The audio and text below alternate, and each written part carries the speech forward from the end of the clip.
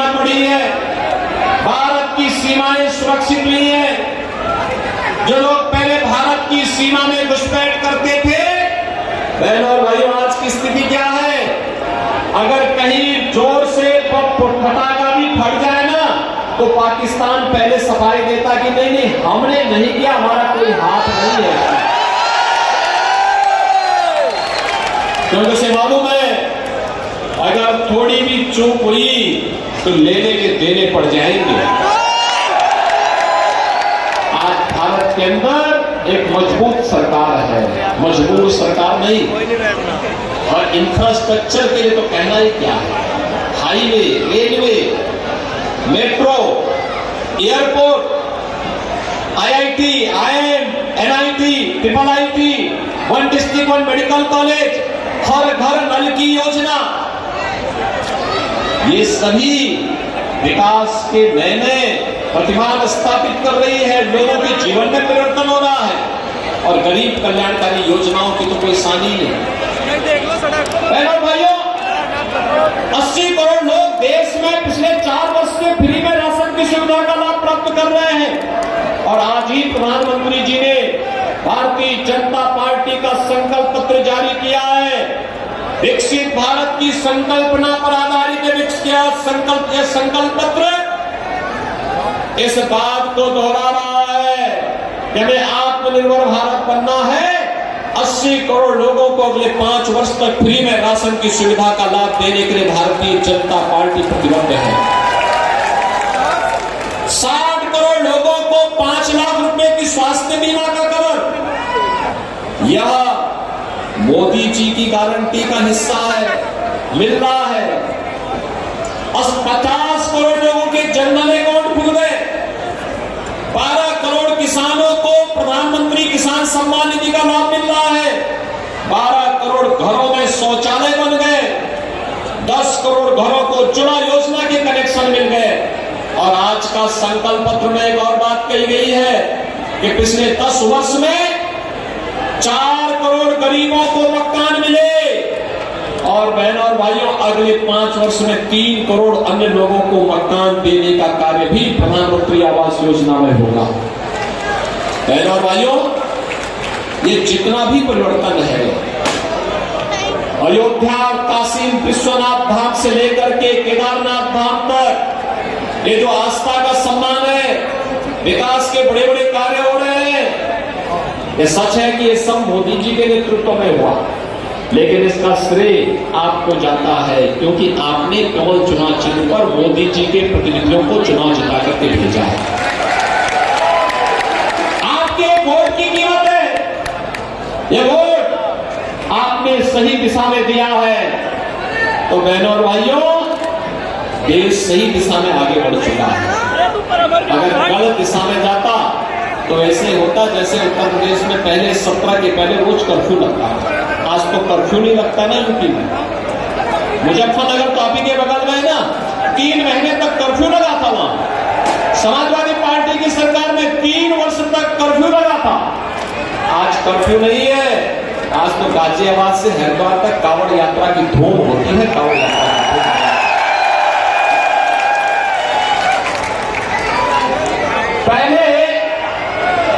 पहले लोग इस बारे में कहते थे, पहले लोगों को इस बारे में चिंता होती थी कि क्या होगा, कैसे सुधरेगा यूपी। मैंने कहा चिंता मत करो, अब तक बेटी और व्यापारी की सुरक्षा 17 के पहले यूपी में खतरे में थी, लेकिन 17 में जब आए हमने कहा देखो सुधर जाओ भाई, सुधरोगे नहीं तो गफलत में मत रहना कि जेल जाएंगे। जेल के पहले जहन्नुम पहुंचा देंगे।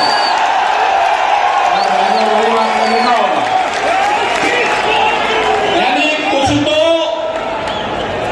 भाई जो आम श्रद्धालु है उसके लिए भगवान राम का मंदिर है, उसके लिए जय श्री राम। लेकिन जो कानून को नहीं मानेगा उसका राम नाम सत्य है भी तय है। कैसे हो गया? कुछ तो राम नाम सत्य हो गए और कुछ स्वयं ही अपनी मौत ही मर रहे हैं। बहनों भाइयों, विकास सुरक्षा की सबसे पहली आवश्यकता है। विकास की सबसे पहली प्राथमिकता है, सुशासन की पहली प्राथमिकता है सुरक्षा। देश की सुरक्षा हो या प्रदेश की बेहतर कानून व्यवस्था, ये केवल और केवल भारतीय जनता पार्टी दे सकती है। युवाओं की आजीविका की व्यवस्था हो या देश की आस्था को सम्मान देने का कार्य, विरासत और विकास का एक बेहतर समन्वय, ये केवल भारतीय जनता पार्टी कर सकती है। देश के अंदर कांग्रेस ने कुछ समस्याएं दी, ये आतंकवाद की समस्या, नक्सलवाद की समस्या, भ्रष्टाचार की समस्या, परिवारवाद की समस्या, देश के अंदर तो जातिवाद की समस्या। आज का जो संकल्प पत्र भारतीय जनता पार्टी का है, ये संकल्प पत्र कहता है कि चुनाव तय करेगा, एक तरफ नेशन फर्स्ट मोदी के नेतृत्व में है और दूसरी तरफ फैमिली फर्स्ट एक कांग्रेस और अन्य दलों के पक्ष के साथ में है। वे लोग फैमिली फर्स्ट को प्राथमिकता देते हैं, वे परिवार से उभर नहीं पाते, और भारतीय जनता पार्टी सब कुछ राष्ट्र के लिए समर्पित है। त्रिवेंद्र सिंह रावत जी तो कई वर्षों तक राष्ट्रीय स्वयंसेवक संघ के प्रचारक के रूप में कार्य करते रहे। अरे उस बच्चे को भेज दो ऊपर, भेज दो उस बच्चे को।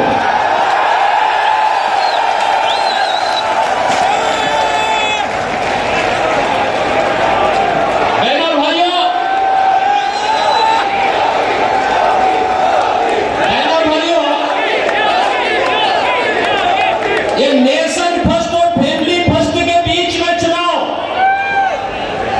जो देश के लिए समर्पण के भाव के साथ कार्य कर सकता है, वही राष्ट्र के बारे में सोच सकता है।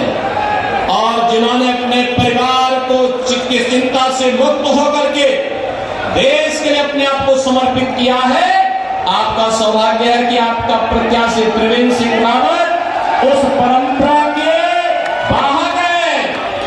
उन्होंने कई दशक केवल और केवल इस बात के लिए समर्पित किए थे कि बहनों भाइयों, कि हम अपने देश के लिए जिएंगे, अपनी मातृभूमि के लिए, अपनी संस्कृति के लिए, उसके संवर्धन के लिए अपना जीवन समर्पित करेंगे। और इसीलिए उन्होंने संगठन मंत्री के रूप में अलग अलग स्तर पर कार्य करते हुए कार्य निरंतर प्रयास करते रहे, और आज इसी का परिणाम है कि आज उत्तराखंड में जब जैसे ही उनके नाम की घोषणा होती है, लोगों में उत्साह और ममता, युवाओं में, समाज के अलग अलग तबके में एक नया उत्साह देखने को मिला। और बहनों भाइयों, आज मैं आपके बीच में यही अपील करने के लिए आया हूं। उत्तर प्रदेश और उत्तराखंड विकास की एक साझी परंपरा को लेकर के चलेंगे, एक साझी परंपरा को लेकर के। और उत्तर प्रदेश के अंदर हमें विकास भी करना है, सुरक्षा भी देना है। बहनों और भाइयों, सुरक्षा का जितना बेहतर माहौल उत्तर प्रदेश में होगा, उसका सर्वाधिक लाभ उत्तराखंड को प्राप्त होगा। और मैं आपको इस बात के लिए कह सकता हूं, कुछ लोग ये बोलते हैं कि उत्तर प्रदेश में कार्रवाई हो रही है, तो ऐसा तो नहीं होगा कि ये सब अपराधी उत्तर या माफिया उत्तराखंड में भागे।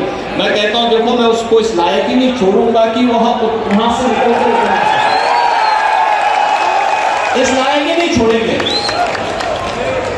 और बहनों भाइयों, इसीलिए आज मैं आपसे अपील करने के लिए आया हूं कि त्रिवेंद्र जी ने जो कार्य किया है, यहां के विकास की आधारशिला 2017 में उन्होंने जो रखी, आज उसी इमारत को आगे बढ़ाते हुए श्री पुष्कर सिंह धामी जी तेजी के साथ उसे आगे बढ़ाने का काम कर रहे हैं। विकास की और विरासत की इस परंपरा को आगे बढ़ाने का जो शुरुआत उन्होंने 17 में प्रधानमंत्री मोदी जी के कारण प्रारंभ किया था, आज बहनों भाइयों हरिद्वार में उस व्यवस्था को और अच्छे ढंग से आगे बढ़ाने की आवश्यकता है। और इसीलिए आज मुझे आपके बीच में विशेष रूप से आने की आवश्यकता पड़ी है, क्योंकि मैं जानता हूं वैसे भी आपका आशीर्वाद भारतीय जनता पार्टी को यहां में प्राप्त हुआ था। हमारे माननीय निशंक जी यहां से लोकप्रिय सांसद के रूप में उन्होंने एक शानदार पारी खेली, केंद्र में मंत्री के रूप में, शिक्षा मंत्री के रूप में देश को नई राष्ट्रीय शिक्षा नीति भी दी। और आज उन्हीं के आशीर्वाद से यहां पर त्रिवेंद्र जी फिर से आप सबके आशीर्वाद प्राप्त करने के लिए भारतीय जनता पार्टी के राष्ट्रीय नेतृत्व ने उन्हें आपके पास भेजा है। और इस अवसर पर मैं आप सबसे अपील करूंगा कि त्रिवेंद्र जी को इतने वोटों से विजयी बना करके भेजें कि बहनों और भाइयों, हरिद्वार संसदीय सीट पर रिकॉर्ड भी बने और विकास के मामले में फिर से आपको किसी जनप्रतिनिधि के साथ न जाना पड़े, बल्कि यहाँ के सभी माननीय विधायकों के साथ मिलकर के केंद्र और राज्य सरकार की हर योजना को इस हरिद्वार संसदीय क्षेत्र के हर गांव, हर शहर, हर वार्ड तक पहुंचाने का कार्य श्री त्रिवेंद्र सिंह रावत जी के द्वारा होगा। इस विश्वास के साथ आज देश के अंदर जो आवाज है, मैं तो जहां कहीं भी जा रहा हूं, अभी 3 दिन पहले मैं जम्मू गया था, एक ही आवाज। महाराष्ट्र से एक दिन पहले महाराष्ट्र गया था, वहां भी, राजस्थान में भी, उत्तर दक्षिण पूर्व पश्चिम एक ही आवाज है, और आवाज है कि जो राम को लाए हैं हम उनको लाएंगे। और मैंने उनसे पूछा, मैंने कहा भी वोट किसको देना है, तो लोग यही कहते हैं आपको। मैंने कहा कांग्रेस का, कांग्रेस ने तो राम को ही नकार दिया था, तो कांग्रेस ने राम को नकारा, हम कांग्रेस को नकारेंगे। और इसलिए आप सबसे अपील है कि बहनों और भाइयों, त्रिवेंद्र सिंह रावत जी को कमल चुनाव चिन्ह पर 19 अप्रैल को भारी बहुमत से विजय बनाने की अपील करने के लिए मैं आया हूं। आप सब सहमत हैं? सभी लोग सहमत हैं? लेकिन एक बात याद रखना, प्रत्याशी हैं, गांव-गांव और घर-घर नहीं जा पाएंगे, क्योंकि 4 दिन मात्र प्रचार के बचे हैं, और 4 दिन या तो 3 ही दिन बचे हैं। इन 3-4 दिनों के अंदर आप में से हर व्यक्ति को मोदी जी का प्रतिनिधि और स्वयं त्रिवेंद्र सिंह रावत बनना पड़ेगा। सहमत है? सभी लोग सहमत हैं? सभी